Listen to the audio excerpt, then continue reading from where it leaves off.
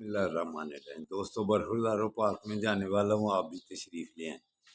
موسم بھی بہترین، تو صحت بھی بہترین کرنی ہے تو پھر پارک میں آ جائیں، جاگنگ کریں، ورزش کریں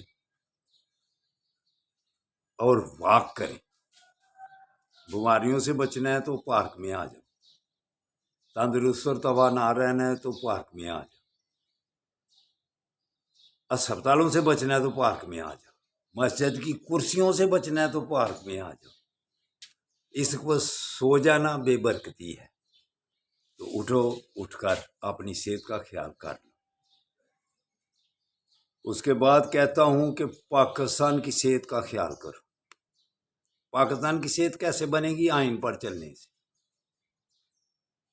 فیئر الیکشن کرانے سے۔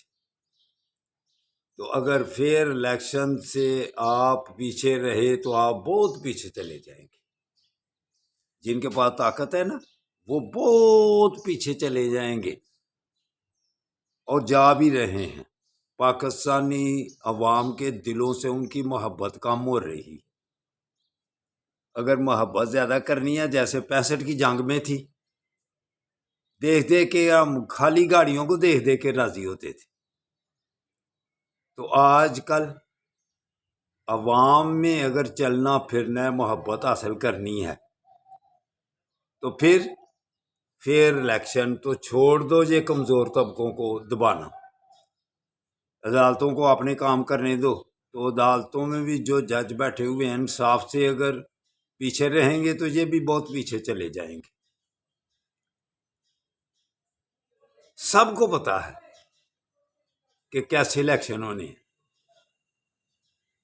تو جیسے آپ فلسطین والوں کے لیے چپ ہے نا، ایسے ہی الیکشن بھی آپ خراب کرا رہے ہیں، آئین سے ہٹ کر کرا رہے ہیں۔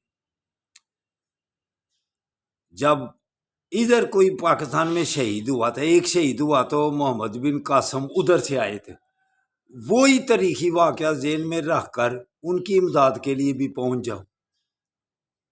سیالکوٹ میں دیکھو کہ کتنے مزار، وہاں سے اللہ کے نیک بندے یہاں آ کر شہید ہوئے ہیں، ہماری مدد کو آئے تھے ادھر جب کافروں نے مسلمانوں کو شہید کیا۔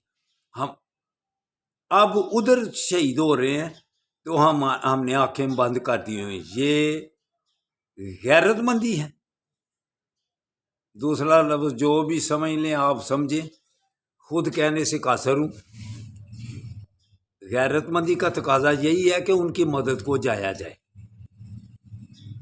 جب ایک ایک مسلمان یہاں شہید ہو تو فوجوں کی فوجیں ادھر سے یہاں آ کر ہماری مدد کے لیے پہنچ جاتے ہیں، تو آپ کیوں نہیں پہنچتے؟ یاشیوں میں پڑے ہوئے ہیں۔ یاشیاں چھوڑ دو، وگرنہ اللہ کے عذاب کے لیے تیار ہو جاؤ۔ تو چلو آؤ، بات بڑھ جائے گی، پھر آؤ پارک میں آئیں۔ اللہ حافظ۔